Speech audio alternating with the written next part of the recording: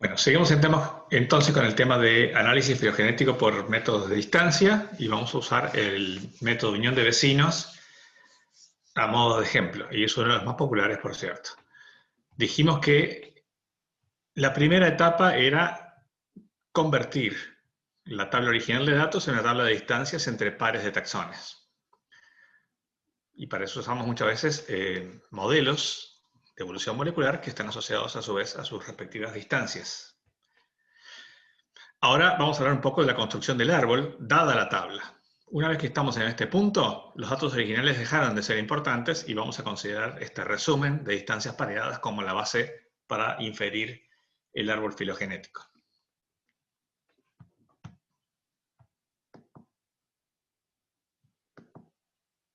El método de unión de vecinos es una aproximación, un poco heurística, a un criterio que es de optimización, que consiste en el llamado criterio de evolución mínima, que es minimizar la longitud total del árbol, la cantidad de cambio molecular requerido a lo largo del árbol. Ven que tiene una noción de parsimonia, de simplificar o reducir la cantidad de cambio necesaria, pero es una aproximación distinta a lo que llamamos en este contexto parsimonia, por minimizando el número de pasos, como ya discutimos. ¿Sí? Este algoritmo de unión de vecinos es sumamente eficiente porque en una serie de pasos establece un árbol ajustado a este criterio. No considera árboles alternativos u otro tipo de cuestiones.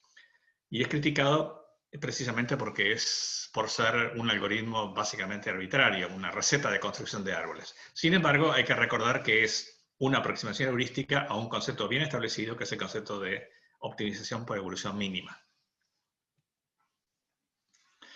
Al optar por optimizar sobre distancias, lo dijimos, resumimos la información sobre los taxones a distancias pareadas. Hay cierto arte, por supuesto, en elegir un modelo de evolución molecular apropiado para los datos y en aplicarlo para calcular esas distancias. ¿Cómo se hace eso? Es un tema más especializado que no vamos a discutir en este curso introductorio. Las distancias pueden ser desde simples distancias observadas hasta lo más común, distancias corregidas o ajustadas en base a algún tipo de modelo de evolución molecular. Vamos a ver cómo funciona el algoritmo en sentido de una receta de construcción de un árbol. El punto de partida de nuestra hipótesis nula, por supuesto, en este ejemplo bien sencillo de solamente 4 taxones, es un árbol sin ningún tipo de resolución, donde hay un ancestro común y las líneas derivadas, las ramas derivadas, cada una en forma independiente a partir de ese ancestro, llevan a los taxones terminales 1, 2, 3 y 4. ¿Cuál es la longitud de este árbol? Bueno, es la suma de las ramas, o sea, la suma de las ramas de 1ax, 2ax, 3ax y 4ax. ¿Sí? Esto es lo que dice aquí. Ahora, como nosotros no tenemos el punto x ni las distancias de cada uno de los taxones terminales con x, el ancestro común, vamos a usar las distancias pareadas, o sea, vamos a sumar la distancia entre 1 y 2, más la distancia entre 1 y 3, más la distancia entre 2 y 3, más la distancia de 3 y 4. Al hacerlo, estamos pasando varias veces, repitiendo varias veces algunos segmentos. Por ejemplo, la distancia entre 1 y 2 tiene en común con la distancia entre 1 y 3 este segmento, el segmento 1x. ¿Sí? Y eso se repite en cada una de las comparaciones pareadas que hacemos. Por lo tanto, si hacemos la suma de todas las distancias, tenemos que introducir un factor de corrección, que en este caso es para 4 taxones es dividir entre 3 esta sumatoria para corregir por la reiteración de segmentos que tenemos o realizar las distancias pareadas. Bien, esa es la longitud del árbol inicial, que es la hipótesis nula, un árbol sin ningún tipo de resolución. Como sabemos de las clases previas, para 4 taxones, un árbol resuelto, completamente dicotómico, tiene 4 ramas terminales y una rama central. ¿Sí? Entonces se trata de establecer cuáles son los elementos que van a estar a uno u otro lado de la rama central y, por supuesto, cuál es la longitud de la rama central y de cada uno de los segmentos que conectan a a esa rama central con las taxones terminales. ¿Sí? Aquí tenemos el punto de partida, que es el mismo de la diapositiva anterior. Vamos a ver que la longitud de este árbol, nuevamente, es la suma de cada uno de los segmentos. 1x más 2x más xy más 3x más 4x. Más 3y más 4y. Esta suma de aquí. Aquí hay una fórmula sintética basada en instancias pareadas que no vamos a visitar, pero que pueden deducir simplemente para confirmar que es equivalente. Vamos a usar esta formulación para entender un poquito cómo trabajamos por el método de unión de vecinos. Bueno, aquí está esa fórmula repetida y lo primero que hacemos es observar que tenemos la suma de 1x y 2x es la distancia entre 1 y 2. Porque esos dos taxones están contiguos en el árbol y entonces la suma de estos dos segmentos es la distancia entre ellos. Del mismo modo, del otro lado del árbol, simétricamente, la suma de los segmentos 3i y 4i es la distancia entre los taxones 3 y 4. ¿De acuerdo? Quiere decir que estos dos pares de términos corresponden, las sumas correspondientes, a distancias que tenemos en la tabla de datos. ¿Sí? ¿Cómo hacemos para calcular o estimar, si quieren, esta distancia xy? ¿Qué es lo que nos está faltando? Bueno, como no la tenemos, vamos a intentar hacer un promedio. Vamos a sumar distancias pareadas de todos los taxones y tratar de eliminar los segmentos que corresponden a las regiones, a las ramas terminales o externas del árbol. ¿Sí? Entonces, fíjense, sumamos 1, 3, 1, 4, 2, 3 y 2, 4, que son las distancias que pasan a través de este segmento intermedio. 1, 3, 1, 4, 2, 3 y 2, 4. Al hacerlo, estamos sumando 4 veces estos elementos, la parte central que queremos estimar, por la vía de promediarlo, ¿sí? Pero además estamos sumando las ramas terminales que queremos eliminar de esta suma. Esas ramas terminales son 2 veces 1 y 2, porque la distancia 1, 2, que es esta de aquí, está representada aquí y aquí, y 2 veces 3 y 4. Estas distancias 3 y 4 están separadas aquí, pero corresponden a esta parte y esta parte. Entonces, hacemos esta suma, le restamos estos elementos y lo dividimos entre 4 para tener una estimación por simple promediado de cuál es el valor del segmento intermedio xy, que es el único elemento que nos falta de esta suma. ¿Sí? De esa manera, entonces, vamos a obtener la distancia, el tamaño, si quieren, en cambio molecular de la rama central, que es lo que nos queda determinar. Acá hay un ejemplo resuelto en cierto detalle, nada más que para que vean numéricamente cómo se hace. Y lo que vamos a ver es que la longitud total del árbol que tiene a 1 y 2 como pares, como un par de especies, en caso de 4 taxones, esto alcanza para decir que del otro lado van a estar 3 y 4, esa distancia, esa longitud total es 20,5. ¿Sí? Quiere decir que el árbol original, que no tenía una rama central, por supuesto era más largo, y atribuimos a las partes en común de la evolución, que son este segmento, a diferencia de las ramas terminales, la posibilidad de reducir en algo esta distancia, esta cantidad de cambio molecular total. ¿Sí? Ese elemento en común es el que nos representa la parte troncal de la evolución de estos 4 taxones. Por supuesto, esto es un árbol sin raíz, pero noten de vuelta, en esto es igual que en la parsimonia, que la raíz tiene 5 sitios posibles, esta rama, esta rama, esta rama, esta rama y esta rama, así que tenemos 5 árboles con raíz resultantes de este mismo y único árbol seleccionado sin raíz. Al ubicar la raíz, giramos las ramas del árbol en la representación, pero no cambiamos las longitudes, es decir, la longitud total va a ser la misma. Resta decir que cuando tenemos más de 4 taxones, la situación es un poquito más compleja, y lo que hay que hacer es reemplazar los taxones 1 y 2, los vecinos más cercanos, por su ancestro, redistribuir las distancias o recalcular las distancias de ese ancestro hacia todos los demás taxones y continuar en una tabla reducida, ahora de 4 taxones, los que quedaron fuera de este par y el sustituto ancestro común de este par, con el mismo procedimiento del algoritmo. ¿De acuerdo? Bien.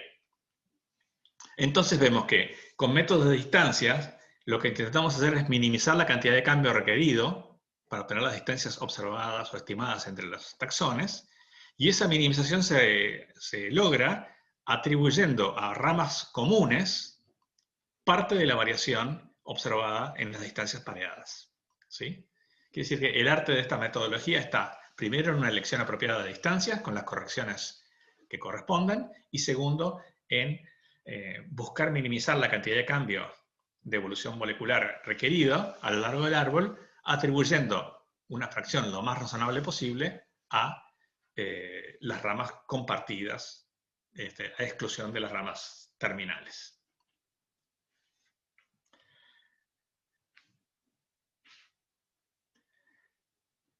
La siguiente gran clase de métodos que solo vamos a considerar a nivel de grandes titulares son métodos de inferencia estadística, que tienen algo en común con los métodos de distancias y algunas características propias que apenas vamos a mencionar sin elaborar. Podemos decir que nuestro tratamiento del tema de análisis filogenético ha sido relativamente detallado en el caso de los métodos de parsimonia, algo más esquemático, pero creo que es suficiente para darles una idea de cómo operan los métodos de distancia, que son ligeramente más complejos, y apenas en nivel de titulares en los métodos muy interesantes, pero más complejos aún, que son los métodos basados en conceptos de inferencia estadística. ¿Sí?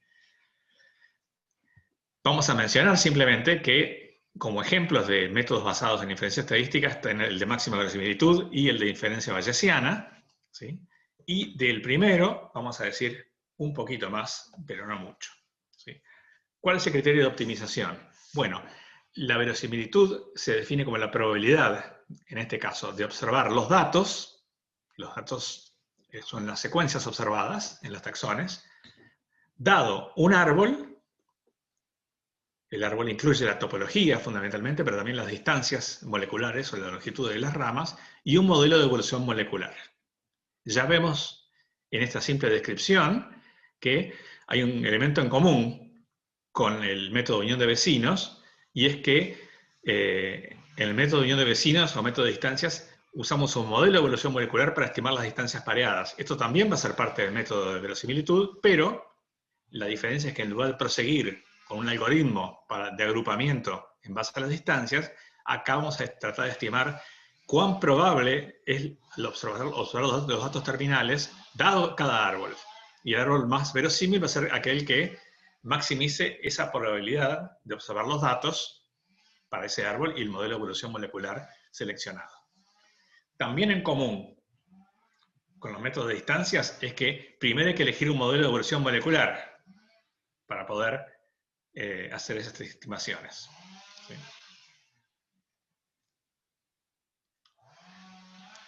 Ya dijimos que en parsimonia no se usan caracteres no observados ni intentan estimarse los cambios no observados. Se usa otra metodología, que es trabajar los datos originales y tratar de minimizar la cantidad de homoplasia o cambios adicionales requeridos por el árbol para ajustar a los datos.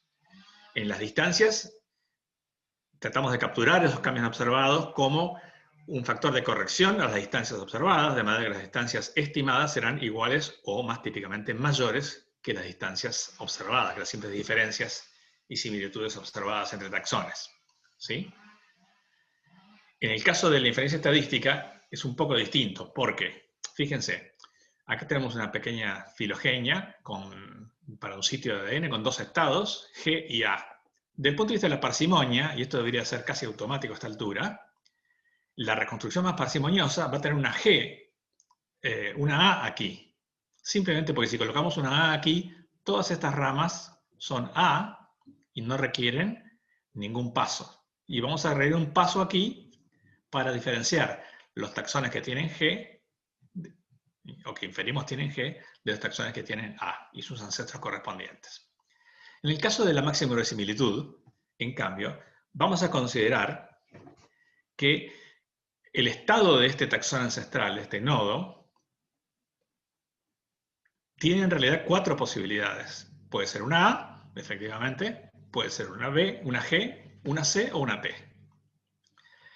Entendemos que según las distancias o la cantidad de cambio total a lo largo de estas ramas, esos resultados posibles pueden tener distinta probabilidad. Por ejemplo, si estas dos ramas son muy cortas, ha transcurrido mucho tiempo, muy poco tiempo, ha habido muy poco cambio molecular, oportunidades de cambio molecular en las secuencias en total, entonces para este sitio el estado más probable ancestral es A, porque es aquel que tiene buenas chances de mantenerse, dado los cortos tiempos que estamos proponiendo, las número limitado de oportunidades de cambio a lo largo de estas dos ramas.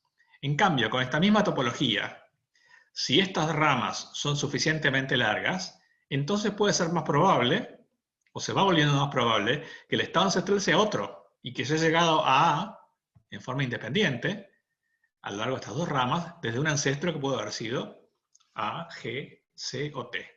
Incluso es probable que el estado sea A y que los estados terminales A hayan sido obtenidos a través de una serie de cambios que simplemente desembocaron en A. Quiere decir que la distancia, la cantidad de cambio global en las secuencias asociada a un nodo afecta la probabilidad de que el nodo sea A, C, G o T, y eso no ocurre porque no se considera simplemente en parsimonia.